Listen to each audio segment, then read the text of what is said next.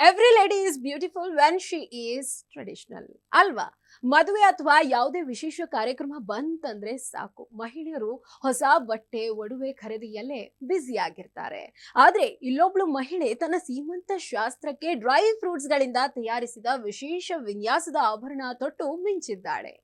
ಸದ್ಯ ಈ ವಿಡಿಯೋ ಸಾಮಾಜಿಕ ಜಾಲತಾಣದಲ್ಲಿ ಭಾರಿ ವೈರಲ್ ಆಗಿದೆ. ಜೊತೆಗೆ ಸಾಕಷ್ಟು ನೆಟ್ಟಿಗರು ಬಗೆ ಬಗೆಯಾಗಿ ಕಮೆಂಟ್ ಮಾಡಿದ್ದಾರೆ. ಈ ವಿಡಿಯೋವನ್ನ ವಸುಧಾ ಮೇಕ್ ಓವರ್ ಎಂಬ ಹೆಸರಿನ ಇನ್ಸ್ಟಾಗ್ರಾಮ್ ಖಾತೆಯಲ್ಲಿ ಹಂಚಿಕೊಳ್ಳಲಾಗಿದೆ.